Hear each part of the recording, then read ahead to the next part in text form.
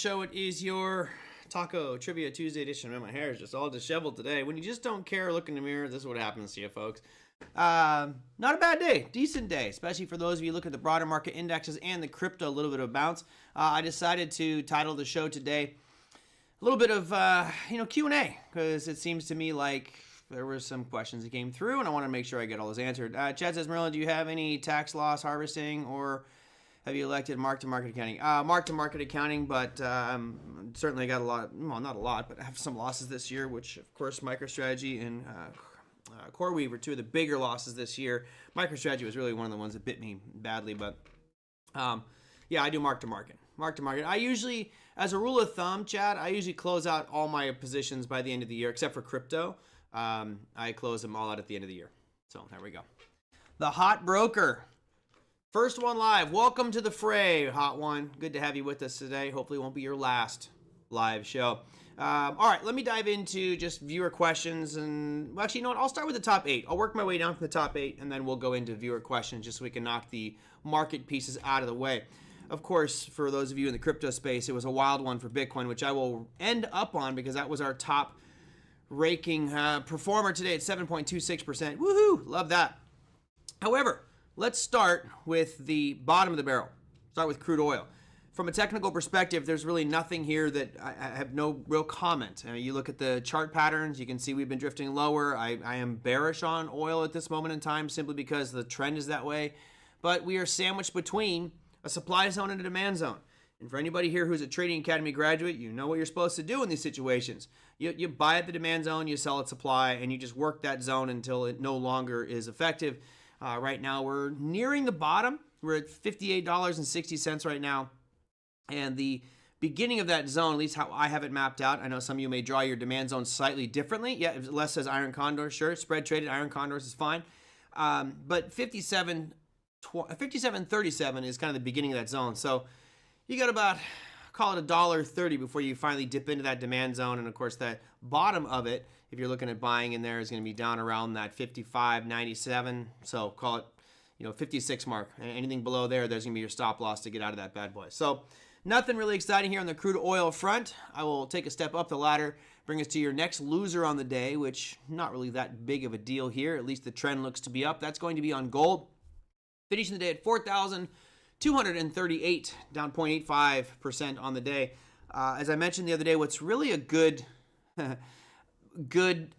sign for anybody who's holding gold is the fact we broke through that high yesterday, and that high was from November 13th. So you can feel here those lows are still intact, and now this kind of downtrending line that I had drawn illustrating a pennant formation. I'll go back to where it was a pennant and hadn't broke yet. When we had those lines drawn in here, ultimately my talk track was that these tend to go in the direction of the prevailing trend. So as you can see on these gold futures, that kind of pennant formation that started back in October, actually let's go further back, started back on October 20th till November 25th, you just had compression,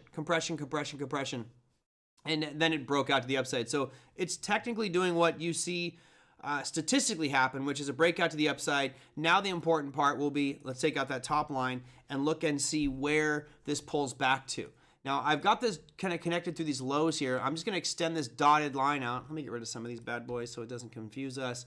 I'm going to just extend this line out to see if it holds this trend line. So obviously the move that happened over the past few days is a bit accelerated. Would not surprise me to see a little bit of a pullback in gold, but not too deep, right? As long as it stays above this trending red dotted line kind of sloping to the upside, then gold will be fine and probably challenge all-time highs here, potentially even by the end of the year. I'll put a vertical goalpost on where the end of the year is to make a visual for that one, and there you go. That's the last day of the trading year.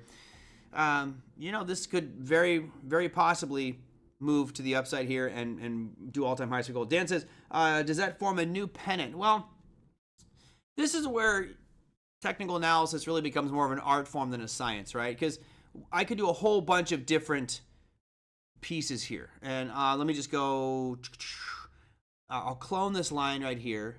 And Dan, I'm just cloning that line I have. And we could make the argument that maybe that's the new trajectory, is that channel that it's sitting in. And I personally would be more inclined to say, okay, it's going to stay range bound inside that channel. The most important part of this channel is obviously going to be the lower band here, right? Because in an uptrend, the highs aren't the important piece; it's the lows. So you want to see those lows kind of stay increasingly higher and higher and higher. If the peaks don't make new highs, that's okay, but ultimately you want the lows to be getting higher and higher. So that's pretty good trend we have going on there. Now, from Dan's question, could we draw a new line in and say, okay, well, there's the pennant formation? Well, sure. I mean, you can do anything you want, but the reason we drawn that pennant in before was because of this previous high. Now it's broken, and again, there's an old adage that says if you torture a chart long enough, it'll tell you everything you want to know. In this case, could we draw that line right there? Yeah, and I'll leave that line there for us. Why not? Yeah, it's fine with me. The most important part here, though, isn't the fact it's a pennant. It's the higher lows, and it's making new higher highs, which shows you that over the past couple of weeks, actually past month, you got a nice uptrend going here, and that's where the real value of this is. Okay, good, great question. The hot broker says, can you include silver in the big eight? No, I'm not going to add more to it. It just takes more time. Ultimately what we end up getting is gold looking pretty much like silver, which will, obviously silver is performing much better right now. And I do look at it, but I don't include it in that top 8. And the reason is, let's see, we'll call you broker. The reason broker is people ask, oh, can you add this and this and this? I'm trying to keep it at 8. I don't know why I chose 8, it's an arbitrary number. But there's always new ones that people want to add in. And these kind of are generally encompassing. There was talk track a while back about adding in an international index like the DAX or the Hang Seng. And I'm not opposed to that because it would be good to show you an international market.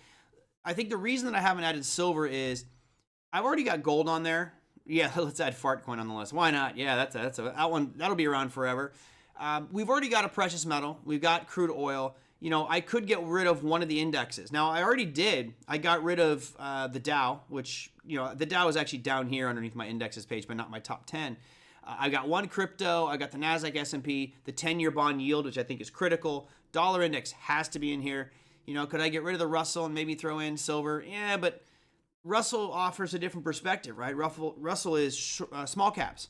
So, yeah, I'm not going to add a new one on there yet. And maybe if I get enough comments and feedback from everybody that says, hey, we want more added in. And who knows, maybe I should just do a top 10 list. Maybe we'll do that in 2026. Maybe I'll modify this to a top 10 list. But I think we should include a foreign index, right? I mean, why not having the Hang Seng? Obviously, that's going to be right before our markets open. So maybe we can get a little bit of clue as to what they're doing and how that leads our market. But maybe I'll do a survey on our final show of the year and see what changes you guys want made. But maybe we'll add it in. When might silver be a short? Chad, you're playing with fire, my friend. You're looking at one of the strongest markets in all of the financial markets right now is silver. I look at what's going on here with SLV. I'm just using the ETF because it's easy, and I do agree with you, Chad. I think it's prime for shorting. But you're shorting something that's literally got runaway gap after runaway gap after runaway gap after runaway gap. That's nuts, right? You can see here we've got a runaway gap, a runaway gap, runaway gap. We have 3 in a row. 1, 2, 3. Now this one actually filled it. So you have 3 runaway gaps in a row. That is a sign of just unbelievable strength. At some point, this is going to start to move down. It will have a pullback, but man, you're taking an extremely aggressive stance by shorting silver. You've got that hanging man pattern today on SLV, which of course I keep talking about over the past couple of days, is one that Steve Nissen says is a reversal pattern.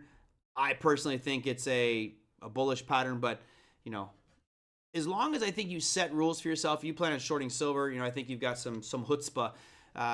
Set your rules, make sure you have a stop loss in place, because as you've seen by this chart, this thing's pretty damn strong, and last thing you want to do is try to be Gandalf in Lord of the Rings, and you shall not pass. Well, silver could blow right through those stops if you don't have them in there, so be careful with this one. I certainly wouldn't short it. You shouldn't get too bad of slippage on silver if you're trading SLV, because the spread is pretty tight. It's usually only a few cents on this bad boy. If you notice here, one issue is that you can remove from the equation is liquidity. I mean, it traded 43 million shares today. Day before, 66 million. So liquidity is not a big issue here. You're not going to get bad slippage. Now, of course, with anything, Rob, if you're trading like a $5 million position, yeah, you're going to get some slippage. But for the average trader who's maybe swinging $20, $50, $100,000 at a time, you're not going to get any bad slippage here. Let's say usually silver premiums are not all that good.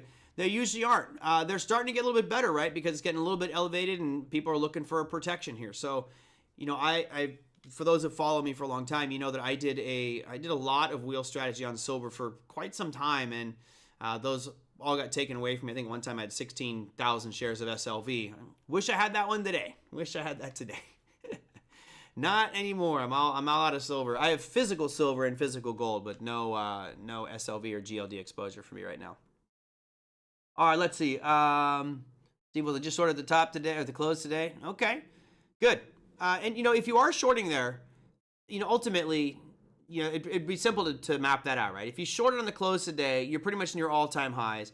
I wouldn't do it off the high of today. I would do it off the high of the previous day. And I would probably, if this was me, I would use, depending on the objective, stop just above the all-time high. Steve, I would say, is this intended to be a swing trade for a couple of days, or is this kind of a longer-term piece where you think silver is just kind of overdone? So if you're playing the impulse or corrective phase here, which side are you on? Because I would take an ATR, I would take a range and add a little buffer outside of that zone. If you're looking for a trade that could last a few months, maybe use a daily ATR. If it's just a swing trade for the next few days, maybe use a 15 or an hourly ATR to give yourself a little bit of a buffer above that high that you saw here from yesterday. That high on SLV being 53.36. So there you go. All right, cool. What else did I see here? Silver slippage, zero slippage in the futures in silver. Yeah, well, it depends on how many contracts you trade. You get big enough, you're always going to get some sense of slippage, but most of the average traders are not going to feel that kind of pain and that slippage that goes on. All right, good. Let's go on to, so that was gold. Let's go to the Russell 2000. We've got a very bearish situation going on in the Russell 2000. Now, I had this yellow box drawn because that was a supply zone, and at least from my opinion, not drawn the best. You could ratchet it up to about there would be a better supply zone, but depending on how you want to draw it. But we broke through that. Now, all of a sudden, you're getting a corrective phase, and you have a very bearish candle that ended today for the Russell 2000. So I think that tomorrow, if you're trading the Russell, if you get an open that's somewhere above 2,468 and it closes down below that, then I think that when it breaks down below 2,468, I think you got a good shorting opportunity. The markets are definitely feel like they're looking to take a little bit of profit, and you'll see that when we get to the NASDAQ, for example. Looks like a pretty nice... Yeah, it did. Rob says it closed below the previous day's candle. Absolutely. But remember, for one day, it was a big surge to the upside today, big green candle, and then gave it all back and literally closed within pennies of the dead low of the day. So that's a very bearish sign for the Russell. We'll see how that one transpires tomorrow. Dollar index, the old Dixie. I think this is part of the reason we've seen this nice little catalyst up in the equity markets is that dollar index, 3 straight days of decline, just slightly down to the day, 0.05, but $99.35 where it closed at today.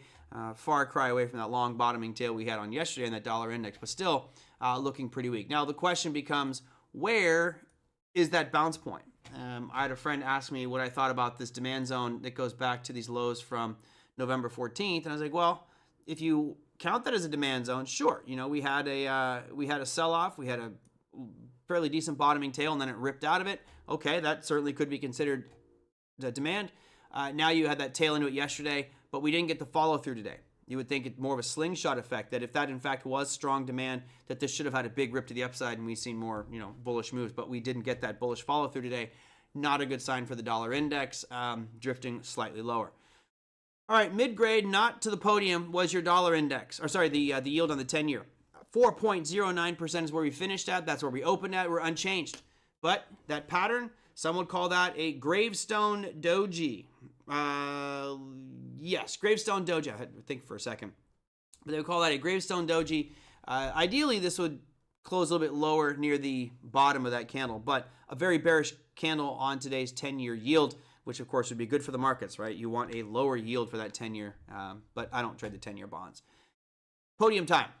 And they aren't big, it's not big podium stuff, but S&P 500. Your first one was up 0.2%. All right.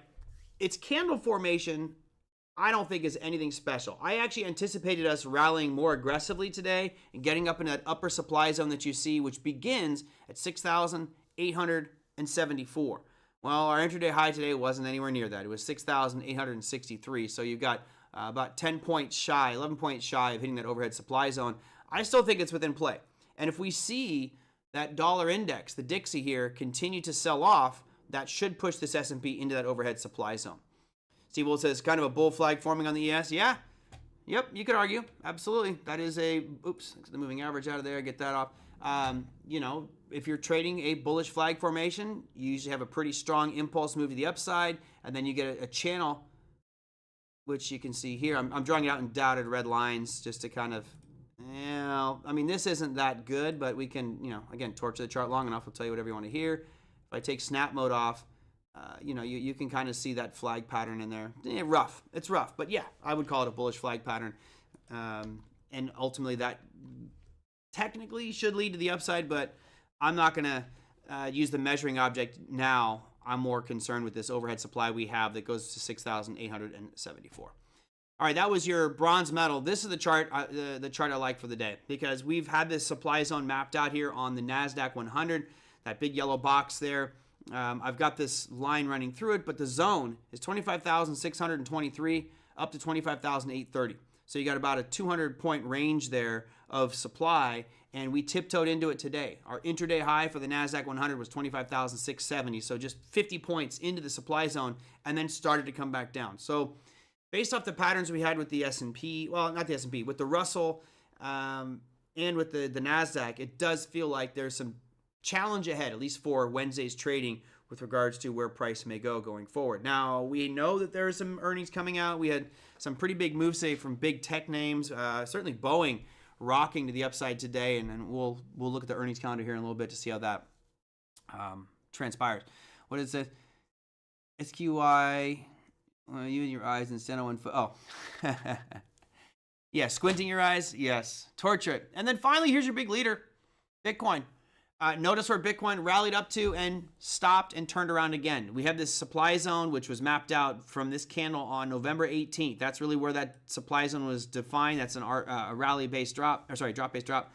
And you're looking at 92,175 to 93,960 is your supply zone there. And today we tiptoed into it. So there was a question I received from, let's see, where was it?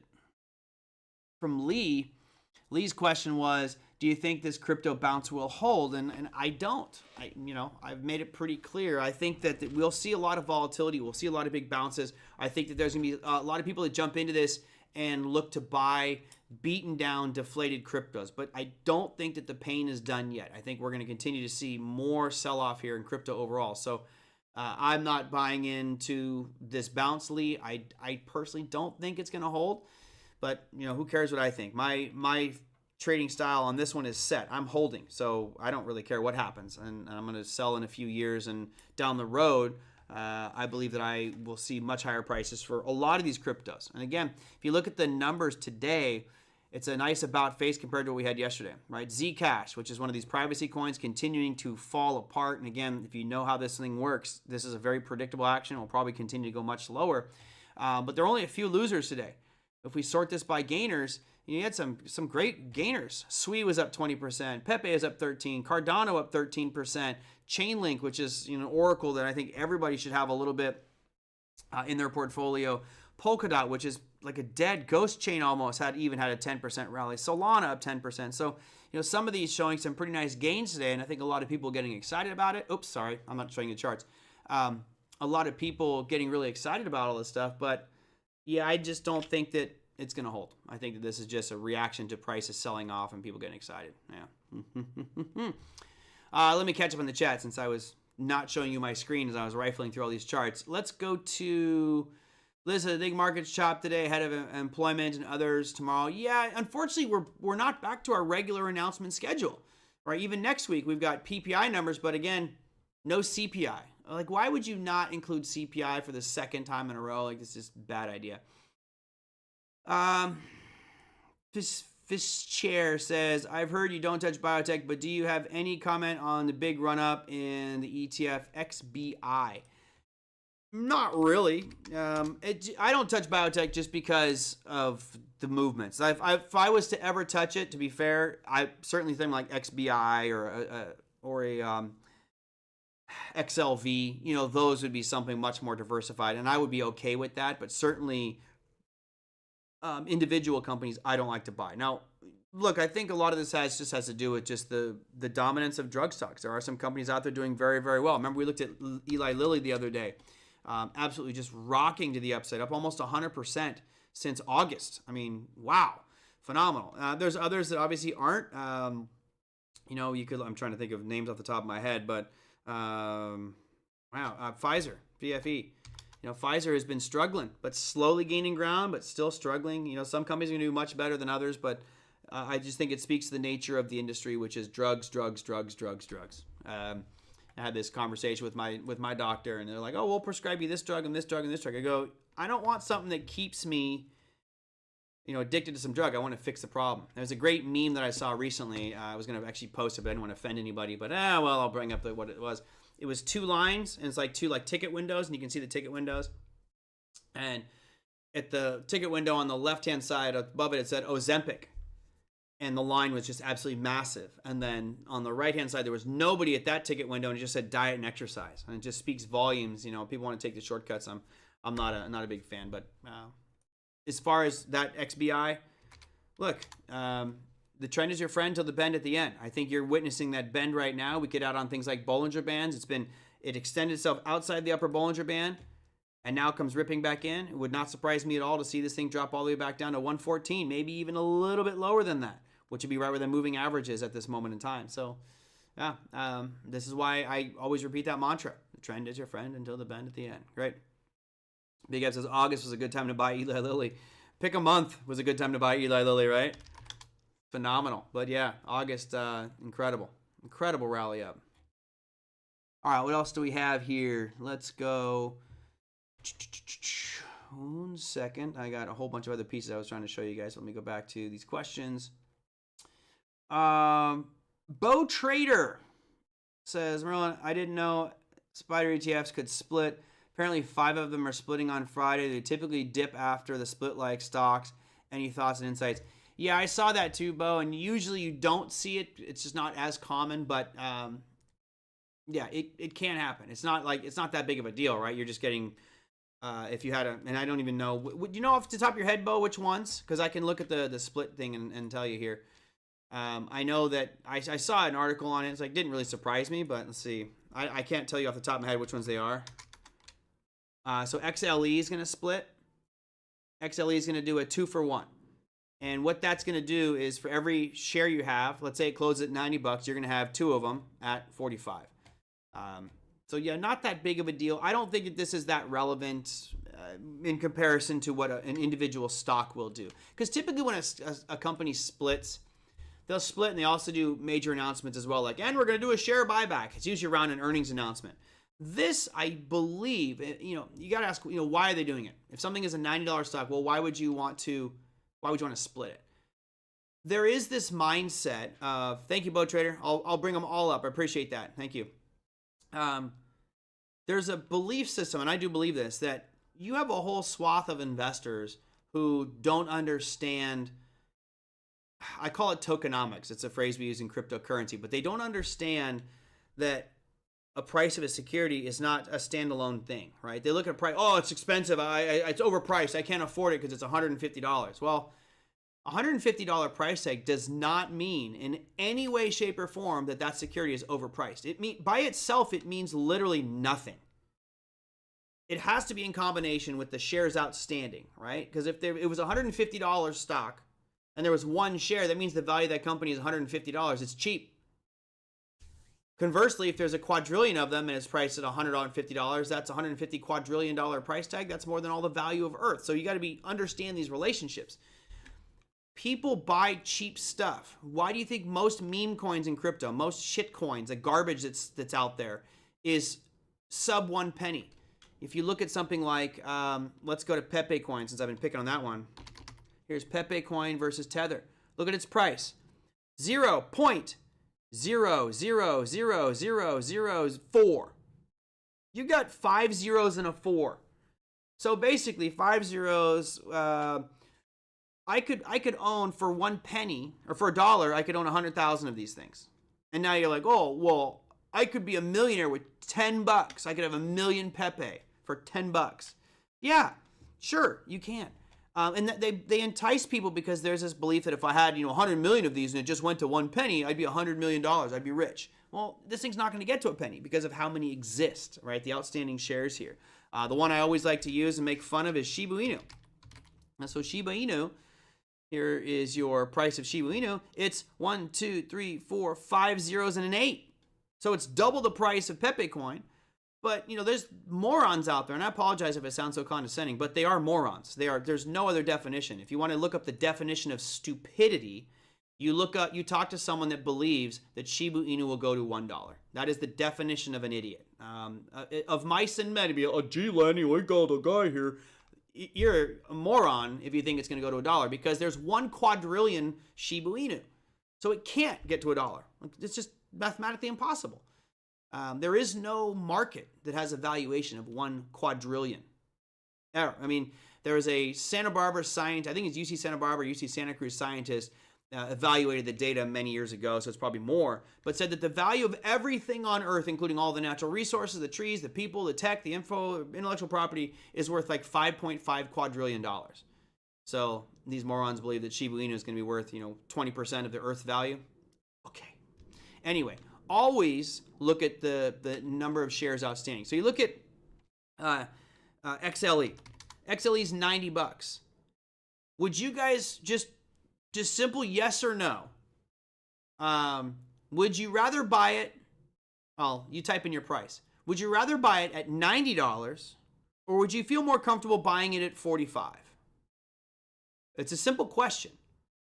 Type in the chat, and I'm pretty sure every single person here is going to type in 45.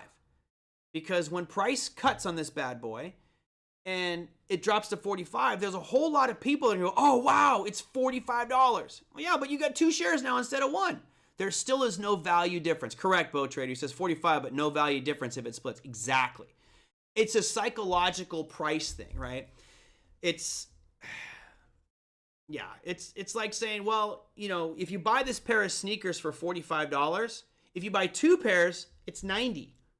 Like, okay, well, I'll just get 2 pairs then. It's all psychological price manipulation. Now, should you split something at $90? In my opinion, no. I don't think that needs to be split. Let's go to XLY here. So here is healthcare. It's consumer discretionary. This is a $236 security. They're also doing a 2-for-1 split. So this is only going to drop to about, let's say $118 per share. It's still relatively high, but not as daunting, not as out of the price range for some of these Gen Zers who got a Robinhood account with $500 in it. It makes it more appealing to them and they can maybe buy in. So yeah, I think XLY should split. XLK, absolutely. It's almost $300. This thing will be $150. Yep, they're doing a 2-for-1 split. And that's going to be, the date of that is going to be this Friday, right? Just so y'all know. XLU. XLU is not that high price. It's only $87. Probably don't need to, but their thinking is, why not? And then you have building materials, XLB. Same thing, $88. So really the ones that I think should split would be XLY, XLK. The others don't need to, but yeah, they can split ETFs. It's just doubling the shares. That's all. That's it. Okay, so this is a long question. I'm gonna try to read this one and explain it all, as we already went through these kind of top 8 here. What are you gonna say? So these splits are for institutions to make it easier to take money from get-rich-quickers. Not necessarily get-rich-quickers, but to make it more inviting, right? I assure you, if you sit down with someone who doesn't know the markets very well, let's say they're in their early 20s, maybe early 30s, and you say, oh, you have these things that you can buy, and you bring up a $45 price chart. Let me just do this. Let me see if I can bring up something that's $45. I'm just gonna do it last. Let's go to a $45 item. $45. Here's Dash. You can buy Dash for $46, right? You could buy that. So imagine the question right now is for a millennial who doesn't have a lot of money. Let's say they've got $300. You can say, well, you can buy Dash for $46 per share. You can buy XLU for $90 per share. You can buy XLK. You can only buy 1 share of this because it's $289. Instinctively, their mind is going to go back to Dash because it's the cheapest one. It's absolute, just pure psychology. That's all it is. They're going to go, well, this one's cheaper, so I'm going to buy more. It's not even about doing the research. Mickey says, or you could buy BTC. I like that. Yeah, you could buy IBIT, but yeah. The point here is it's almost, it might not be the right word, but it feels like weaponizing price. Once price gets very elevated, there's a psychological barrier for people to buy it. When things get cheaper, people are much more inclined to buy it because I can buy a lot more. And this is one of those things that as a trader, as an instructor, drives me absolutely bonkers is people are like, well, I can make a lot more money with a penny stock. Well, if the penny stock moves 10% and you're all in with your $10,000, or you bought $10,000 worth of a stock that moved up 10%, you still made 10%. It's not like every share you're getting a compounding 10%. It's 10% is 10%, period. Okay, that's it. My rant is over. So here's the long one. I got to thank Les for this. Les just sent in a book. You should publish this one, Les. Okay, we talked about this yesterday with Jerome Powell and how Jerome Powell, who knows what his end game is. He's got until May. So he's got, let's see, we've got December, January, February, and April. I think he's got 4 or 5 meetings left where he has decisions to make, right? Other than that, he's pretty much done. So here's Les's question. It's a long one. Brace yourself, folks. He says, why would we have a rate cut by the Fed? Their dual mandate seems to be within the range where they would want it. Maybe not inflation. Powell said it was sticky, but he seemed a little concerned with some jobs numbers. He seemed to indicate that he was willing to risk the inflation side to help jobs. Most of the recent job numbers show it's not becoming a problem. Still, inflation trending higher, the jobs seem okay. What is the rationale to lower rates except to make happy the party of one? Well, not one. There's a lot of people who would like to see rates come down. Honestly, the entire financial market system would like to see rates cut. Why? Because the cheaper those rates go, the more margins banks can make. So Wells Fargo, Bank of America, JP Morgan Chase all want lower rates. The economy would love lower rates because it would stimulate growth. And that's really what your politicians want, right? Unfortunately, it's like taking a drug that has really bad side effects. I mean, I don't know if you guys are like me, but every time I see these drug commercials on TV, I literally laugh out loud. I watched one the other day. It's like, oh, did your hand shake? It's like, yeah, okay, well, if you take non-Shake-A-Con XFR, your hand stops shaking. It's proven to have results, but may result in facial deformities and heart attacks, and you could die from this. It's like, yeah, but my hand's not shaking anymore, right? What's the side effect? What's the side effect of Jerome Powell continuing to cut rates? It sounds great. On one hand, it's great for the markets, it's great for the economy, but you look at what happened because of all the quantitative easing that we did and the printing of money because of COVID, and that led to 9% inflation, which came up and bit us in the butt. That's the side effect here. Now, to be fair, if you look at when Jerome Powell leaves, let me bring it up here for you guys real quick. And by the way, I still haven't finished reading Les's question. I will get to it. We're still working on the question, Les. I'll get there. Let's see. FOMC Fed Funds Watch Tool. So let me finish this one. It says most of the recent jobs numbers is showing it's not becoming a problem with inflation. It's still trending higher. What is the rationale to keep lower rates except to make people happy in the party one? He says, my opinion is Powell would want to do his job by not lowering rates, even if that means he snubs his nose at the president. What do you think? And what do the other viewers think? Look, here is the Fed Funds futures. So right now, you guys can see Jerome Powell. We got an 89% chance of a rate cut happening. I believe they will cut rates. You've got a December meeting, a January, a March meeting, and an April, and he's out in May. So he has 4 more meetings left where he has to make decisions. You guys tell me, how long do you think it would take if I'm Powell and I continue to cut rates? And it's not just me, obviously, it's the committee. But if we cut rates, and let's say we cut 25 basis points at every meeting going forward. So I cut in December, right? And that brings us to 3.75. And then I cut in January, and that brings us to 350. And then I cut in March, that brings us to 325. And then one more in April, that brings me to 3%. So obviously, Moran is going to be loving it because we're down at 3%. The president's going to be loving it because we're down at 3%. He wishes we'd be lower than that, of course. Scott Bessent's going to love that too because we pay back our debt with cheaper dollars. Now, how long do you think it would take? And the banks would love it, of course, Rob. Absolutely, banks would be, they're probably pressuring to make this happen. My concern is if you cut rates like this, you're not going to feel the impacts of inflation right away. there's a huge lag time. My mentor early on told me it takes between 9 and 16, 18 months before you feel the impacts of a rate cut on the bottom line numbers. Bottom line numbers. I mean, we're talking economic data. If it's, let's just say it's 6 months out. By the time we get there, Powell will be out of office. Powell will be out of office. Then it gets pointed at the president, and the president will just say, oh, it's Powell's fault. If it happens a couple years down the road, which theoretically it could happen, we get higher inflation down the road and take some time for these things to hit. Maybe we have a new president, and that new president will say, oh, it was the Trump administration, whoever it was, unless they're Republican, right? There'll always be finger pointing. And as Bo Trader said, heads will roll. Someone will take the fall, and Jerome Powell is going to be on a speaking tour making hundreds of thousands of dollars to speak for an hour.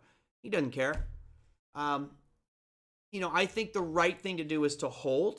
I think the right thing would be to not do a rate cut, but I think that he's uncorked that bottle. Pandora's box has kind of been popped out, and I think that he's going to continue to cut rates. But hopefully, they're a little bit more cognizant of what the data is. The jobs thing, you're right, Les. The jobs numbers have not gotten that bad. Of course, we've had a government shutdown.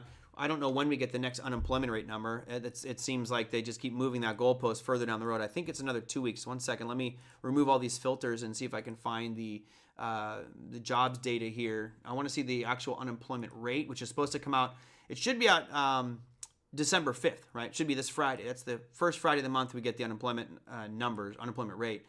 They're pushing it all the way out until December 16th. So this will be after the Fed. But you notice there is a trend here, but it's not aggressive. This trend, that looks aggressive. We are seeing it slowly tick higher. And I'm like, we've had it 4 months in a row. Of course, we haven't received the most recent data, but that number is getting higher and higher. And again, I've mentioned this before. I stand by the comments from Ben Bernanke, which were 5.5% is considered full employment by the Fed. So until we get up to 5.5%, I don't think there's much to worry about. So for Powell to cite jobs as the issue, I think is a mistake. Inflation to me is the bigger demon that needs to get there. Let's see. They need to cut rates until new home purchases start to grow. They can't have most college graduates living with their parents. I don't think they care about that. I don't think that they're going, we have to have college kids buy their own homes. Certainly under the Bush administration, we did have everybody should own a home. And that definitely was what propped up some of our financial crisis stuff in 2008. Let's see. Every drug ad says that don't take this drug if you have TB, tuberculosis. Always cracks me up. Yeah, those drug ads are just the most ridiculous things. Most ridiculous ads ever. Yeah. If the Fed started cutting as oil spikes, that would be Armageddon. Yes. Okay, so that's a great point. We're seeing inflation numbers very calm. One of the primary reasons is this bad boy right here. This is the price chart of crude oil. So let me get the Bollinger Bands off of there. We don't need all that. But we've seen prices come down significantly over the past couple of years. I mean, from 2022, when we had our big spike in inflation, crude oil is down 54%. And here we are with inflation under control too. For me, I agree with you. If we start to see crude oil spike up, this whole thing changes. I believe that they should keep rates right where that just in case. They can always raise them if they need to fight this inflation, but the economy is doing good. From all the data I'm reading, and I didn't update my scorecard. You guys know I was building up that scorecard for a while. I think that the economy is actually doing pretty decent. I don't see anything that's like, oh, we are in deep doo-doo with this data or that data. Let's see, do I have my scorecard on here?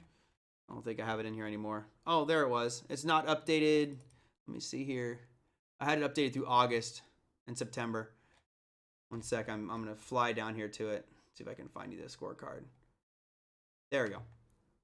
So here's your scorecard that I have through September. This is all old stuff.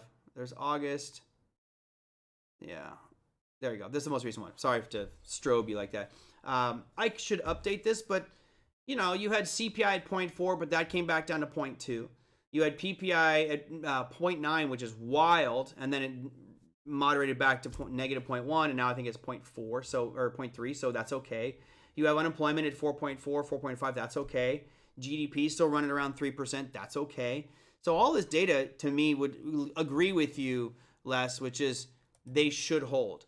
But, why not give a little bit of a juice to the economy? Everyone's expecting it. And if I'm Jerome Powell, I'm just sick of everyone's crap. You've all been, just leave me alone, right? Just get off my back is kind of how I would feel at this point, because everybody just came attacking Powell left and right, kind of annoying.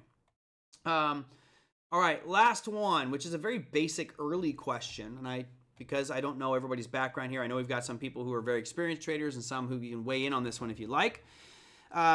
That is from Ethan. I'm guessing you said here, as a new trader, I understand the importance of a trading plan. Can you give me guidance as to what it should include, and can you send me yours? No. I have been asked thousands of times. I am not sending anybody my trade plan. I figure, why do I have to do everything for you? You can build your own trading plan that's a part of yours, right? You have to build it for you. So here is what I would say to that one, Ethan. I would say you need to split your plan into two separate categories. You need to have a business plan, because trading is a business. And ultimately, this is that high-level picture of, what do I want to do with my business? So you should be able to answer questions like, why are you doing this? And obviously, it's to make money. That's the duh answer.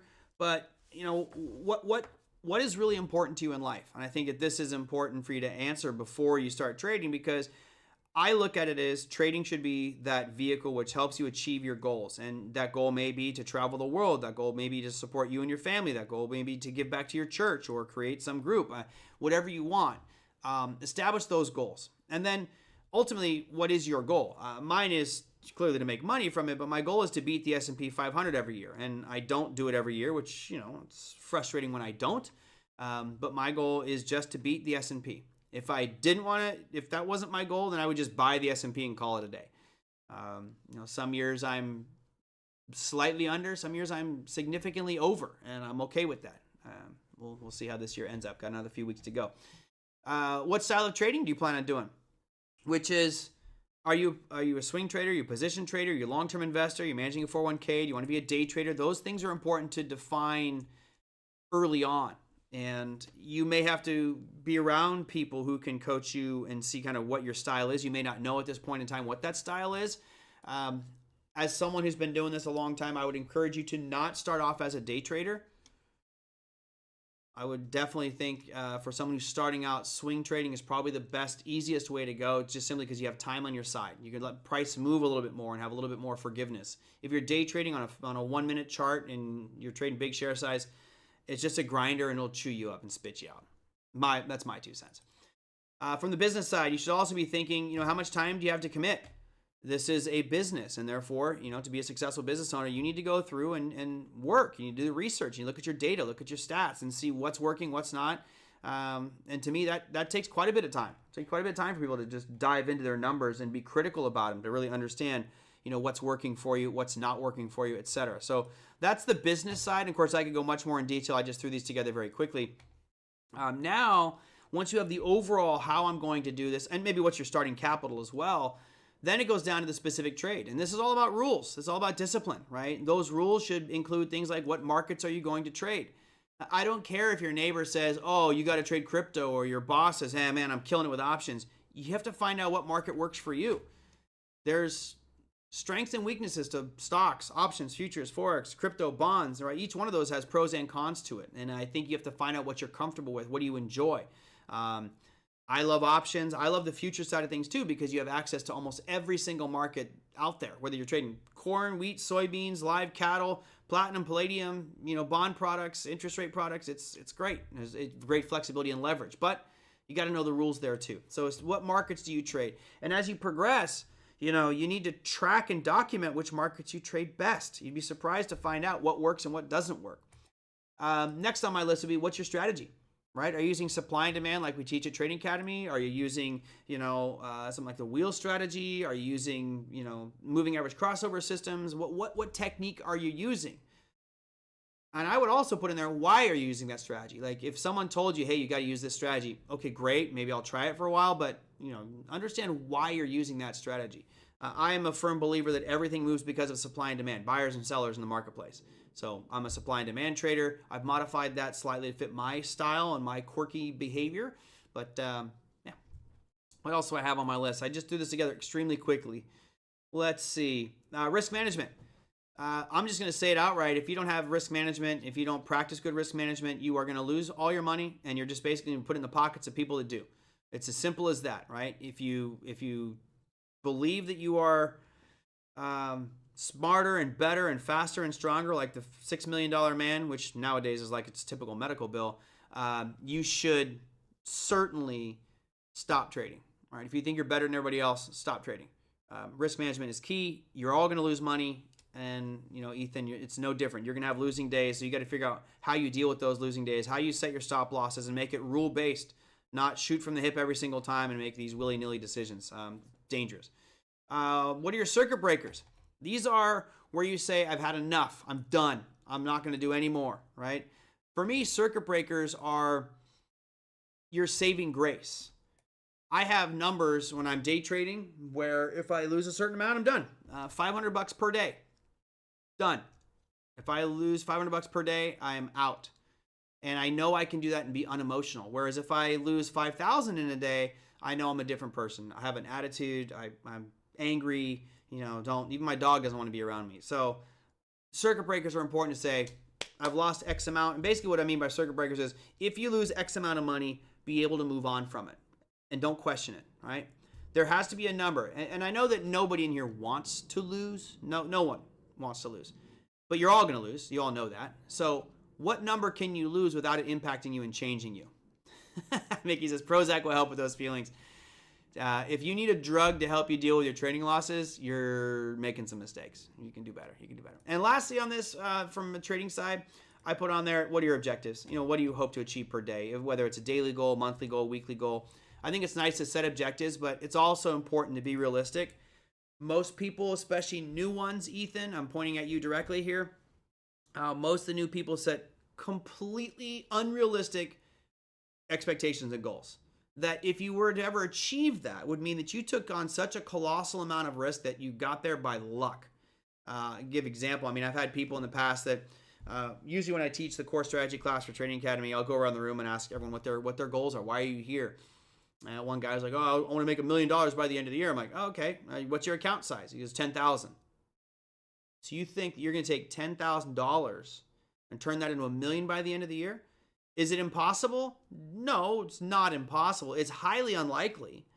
And in order to do that, this guy would need to take so much risk that most likely he would blow his account in the process. Realistically, to be safe, 8 to 10% per year is the S&P average, which for most people, they're going to scoff at and go, that's not a good enough rate of return for me. Well, then you need to work to make it better. If you're looking at making 100% rates of return per year consistently, well, you're better than me. I definitely had my 100% years, my multiple 100% years, but to do it every single year, that's really difficult to do. Very, very, very difficult to do. All right. And I think that's all I had for that one. So that was my response there to Ethan's question about a new trader and guidance. So Ethan, thank you very much. I hope that helped you a little bit. You should take that $10,000 and buy lotto tickets. No, don't do that. Don't buy $10,000 of lotto tickets. I think if you're starting off and you only have $10,000, I would say personally, I would actually open up an equity account and I would just take, whatever. I take like $1,000 and put it in the equity account. And I would buy one share of a stock and just trade one share. Actually, I would trade 2 shares because I could practice scaling in and out. And I would use an ETF and just get used to timing the markets. Let's look at supply and demand zones and see how those work. Establish my rules and get comfortable with 1 or 2 shares at a time. And then you just get better. And once you can show that, let's say, 7 out of 10 trades you're positive on and you've got a 3-to-1 reward risk ratio, now you step it up. You say, okay, now I'm going to trade 10 shares or 20 shares or 100 shares. And you slowly progress to the point that, okay, now I've got enough confidence in my strategy. Maybe I'll go and start trading S&P futures on those same ETF that I was just trading. But there you go. Mickey says I would buy Bitcoin. I'd buy some too. But see, the thing with Bitcoin is it's got such an unknown future. We don't know what the future holds for it. I'm very optimistic. However, if you were to take that $10,000 and learn how to trade consistently and make it an art form like fishing where you can now fish for the rest of your life, then I would argue learning to trade is probably a better way to go than just holding Bitcoin, because Bitcoin could have issues, right? We don't know. What if they crack SHA-256? What if they crack that NSA algorithm? Bitcoin goes to 0 overnight. Let's see. And you guys, are there any market YouTube video channels you watch often? No. Nope. I really don't watch anything else. And part of the reason is I don't want to be swayed by someone else's opinion. And number two, I don't want people to be like, hey, you stole my ideas. You stole my... I don't watch anybody. Don't watch anybody. All right. Man, that was quick. I was not planning on doing an hour show, but here we are. All right, let's dive into economic calendar and show you what we got cooking for the next couple days, or at least for tomorrow. Let me get out of this and remove all our filters here for you international folks. For the 3rd of December, here is our schedule. Really not a lot of big stuff internationally, but for the U.S., we get our first piece of jobs data. It does not look good. Does not look good. You can see here, the ADP non-farm employment change. When we remove that COVID blip, the trend is your friend to the bend of the end. It's very clear. Lower, lower, lower, lower. We may actually go negative on this reading, which I think would be pretty bad. And that would support Jerome Powell's decision to cut rates on the 10th. So this is a pretty ugly looking trend right here for ADP non-farm employment change. You also have import prices, capacity utilization rate, industrial production. You've got the final services PMI, which is not strong at all. It's just hovering right above that 50 line, which it's done for quite a few months now. So not that big of a deal. So no major market moving pieces there. And then we can jump on over to our earnings calendar, which I will bring that up for you. And for some reason, they changed their whole look and feel, and it takes forever to load now. So I apologize for the slowness here. Here's Wednesday. You have 70 companies reporting earnings. Salesforce. Ooh, yes. Old Salesforce. You've got Royal Bank of Canada. You've got BYD Motors, Snowflake, Dollar Tree. And I saw Five Below. Macy's. Still around. And then Uranium Energy. I know we got some uranium lovers in the crowd here. So there we go. Let me go back. I just want to look at... Oh, and UiPath also has earnings tomorrow, another AI company. Let's go to Snowflake. We talked about Snow a long time ago on how it got overhyped on its IPO. Where are we at now with it? Oh, it's right back to its IPO price. Nice. Do you ever do... I did not do the Iridology with ChatGPT. I got to get there. Marvella's popcorn trade today. Well, let's go MRVL. Marvell, there are a couple out there. Marvell was a big one. I mean, it was only up 12% in the after-hour session. So it's literally off the charts right now. It's at 104. Another big one was Boeing. You know, Boeing had a pretty big day. You had a big gap and run there. But that wasn't an earnings thing. That was more announcement. God, there were a couple of big ones today, but Boeing was a juicy one. God, I'm trying to remember. There were a couple bigger names. Let's see here if I can pull up my scanner. Oh, I just have all the losers in here.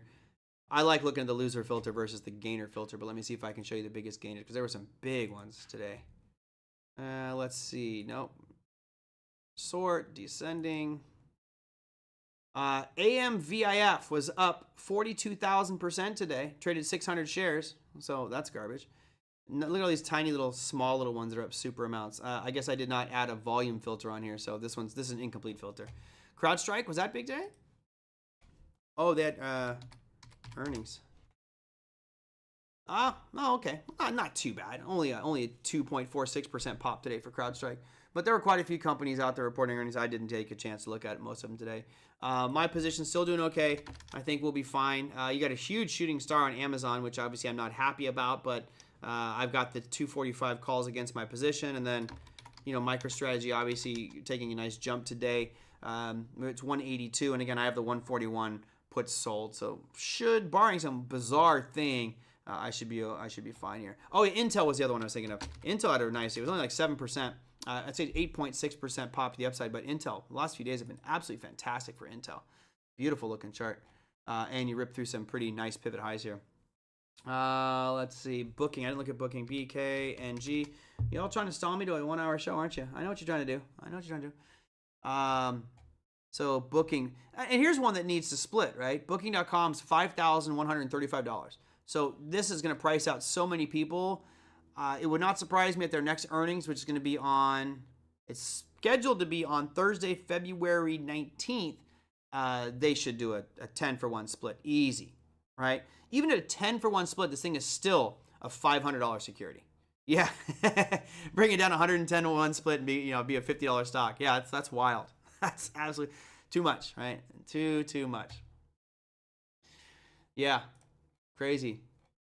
It's funny because Michael G says, I'm waiting on a booking split. What did we just say? How splits attract people because it's a cheaper price, Michael. Love it. Look at that chart, man. Who knew that booking was going to just take off like this? It was $1,600 back in October of 2022. It peaked out at 5,700 and change, and now we're at 5,100. Wow, absolutely crazy. Okay, that's enough for me, everybody. Tomorrow is Wednesday. I hope we have a great trading session. Next week, I'm going to bring on Bill Addis. I'll bring him on Wednesday for the FOMC announcement, so that should be a fun time, but I have no other guests scheduled. Just so you guys know, I'm getting probably 10 to 15 emails a day from people that are soliciting guests. These are people I have no idea about, just people who are PR agencies, so I must be doing something right, but PR agencies just asking me to bring all these different people on.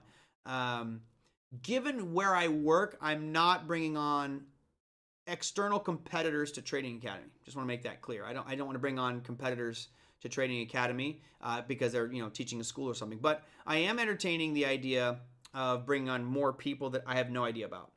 Now I'll make that clear to the community. Like, oh, I don't know these guys from Shinola, but if I look at them and they've got a decent background and some experience to share, I'm going to try to start opening up to these PR firms, and that may give me better exposure as well. So just letting you know, I reject a lot of people coming on this program to try to sell you some class or some school or some investment philosophy. So Jim Cramer, I'm pretty sure he would not waste his time with me. So there we go. Micro trade gave some cushion. Yes, it did. It was a very nice cushion for that one, right? I'm happy with it. I was feeling pretty comfortable with 141 anyway by Friday, but all right, guys, that's going to do it. We have a 58-minute show today, so neener. I will see you guys tomorrow. If you got questions, comments, feedback, things you want to discuss, send them into tradermerlin@gmail.com or comment down below any of the YouTube videos. Thank you, Ethan and Les, and what was the other one? Ethan, Les, and Lee for your questions. I appreciate that, and I will get to whatever questions you guys send in on tomorrow's show. Take care, everybody.